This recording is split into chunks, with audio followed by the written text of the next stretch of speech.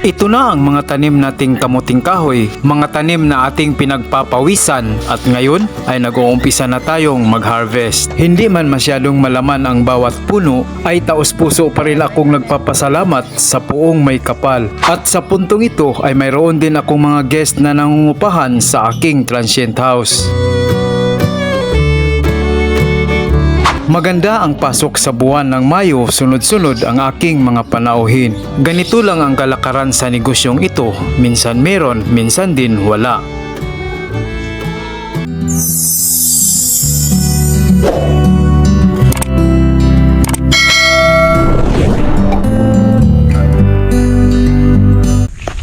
Ngayon ay nandito na naman tayo sa farm mga ka-frontyard para mag-harvest ng ating kamuting kahoy. Meron kasing bibili kaya kukuha kami ng pangbinta. 30 kilos ang aming kukunin ngayon. Hindi ganong marami ang unod laman yan, pero ayos na yan mga ka-frontyard. At least may makuha. Okay. Wow.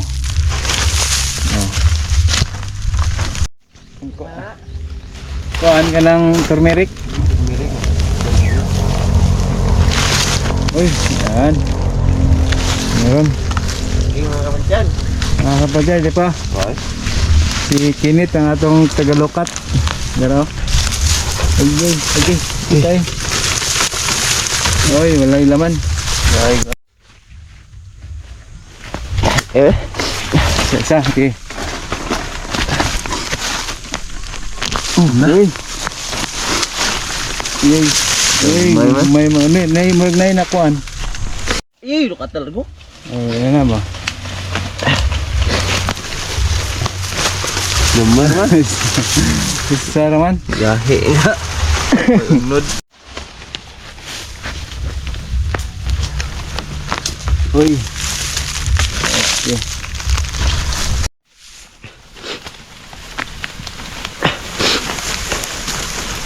Oh, gamay lang. So.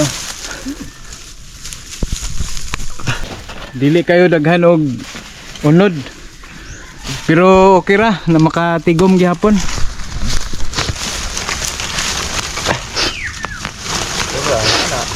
Ni oh, daghan eh.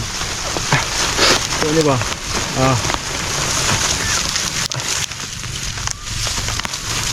Okay.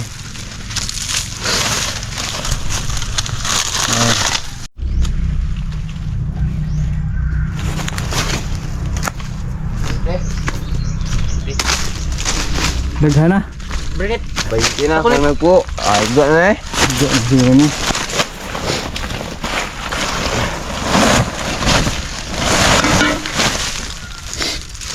Apa sana? Oh, wala pa rin.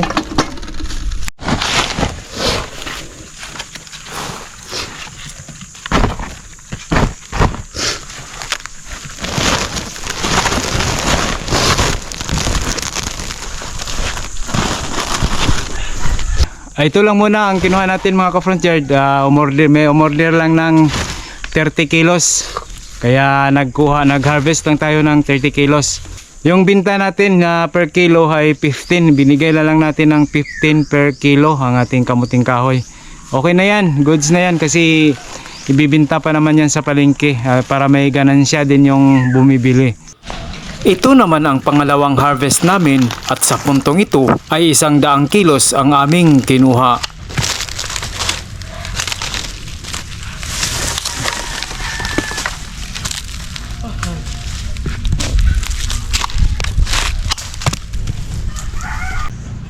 Kulang siguro gamay. Sobraan. Ang sobra sa kuha.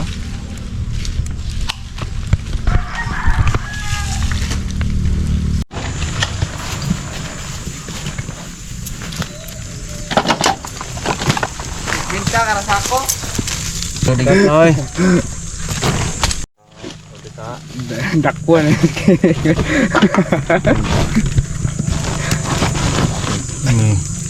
Pink ni. Ya, kira 30 nih. Mancing. Di. 5 pre. Karte. Wala. 5.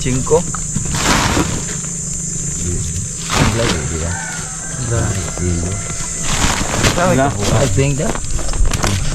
Ngayon ay may pupuntahan na naman tayo mga ka-frontier. May nakita na naman tayong puno ng saging latundan na malapit ng may hinog, may magulang na. Kaya ngayon ay samahan niyo ako. Ating tutubain o puputulon, i-harvest natin. Dito lang, malapit lang ito sa aming landahan o dangkahan o copra dryer. Ito malaki ang kanyang buwig. Oh, hindi ga nasa katamtaman lang ang kanyang laki. Oh. Yan. Tamang tama na mga ka-frontier, oh.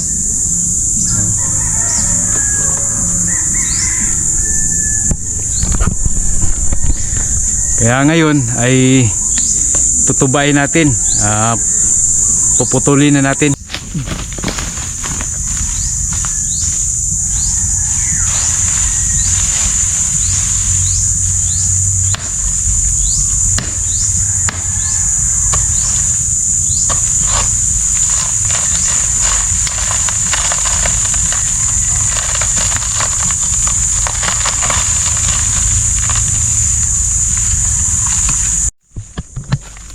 Ito na mga ka-frontier. Tamang tama lang na pipitasin mo yung ganito kagulang na hindi pa siya masyadong magulang, kasi pag nasubrahan na ay mabibiyak ito. Nagkakaroon ng biyak yung bunga. Kaya ito ang pinaka the best na oras na pipitasin siya. Bilog na oh. Tingnan nyo mga ka-frontier, oh. Oh.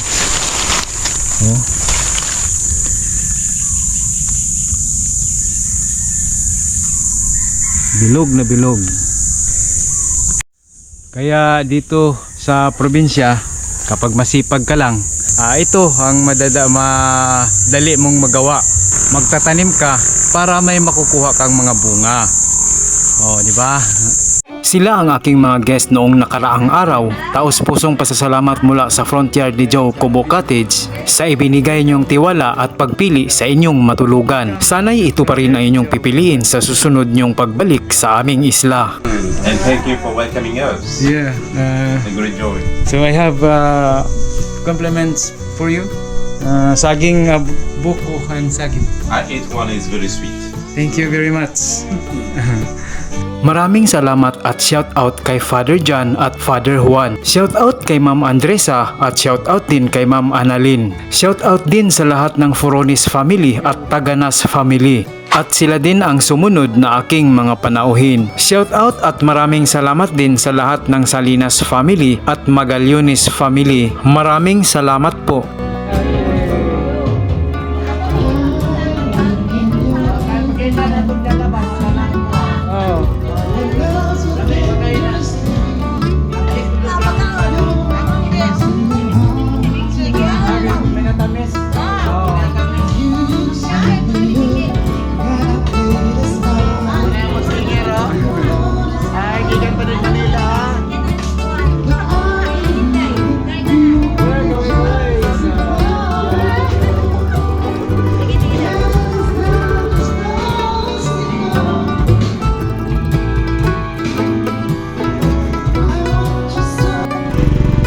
Sir, salamat kayo. Salamat po kayo.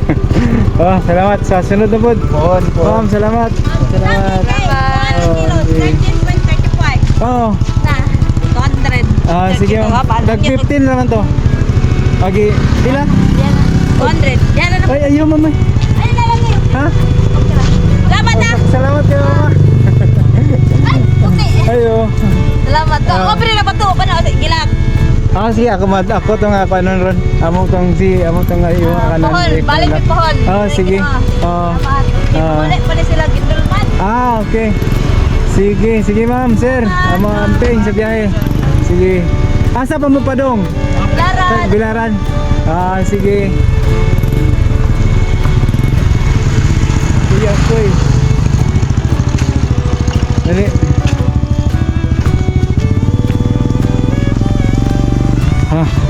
gihurot ang atong display nga saging diri sa Honesty Store mga ka-front yard. Gihurot sa dog palit sa ato ang guest mo nga naka kwartata.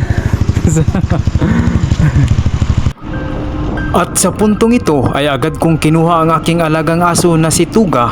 Siya lang kasi ang tangi kong kasama kapag wala akong panauhin sa bahay. Alam na ng aking alagang aso kung saan siya papunta. Kabisado na niya ang aming dadaanan at sa mga asong kalye ay hindi na siya hinaharangan. Maganda ang pasok sa buwan ng Mayo, sunod-sunod ang aming panauhin. Ganito ang kalakaran sa aming transient house. Mayroong buwan na maraming panauhin, mayroon ding kukunti lang. Ganun pa man ay tuloy-tuloy pa rin ang aking negosyo. Basta't may sipag at tiyaga na sa Diyos ang awa, na sa tao ang gawa. Mula dito sa isla ng Panggangan, lungsod ng Kalape, magandang araw at ito ang Front Yard ni Joe.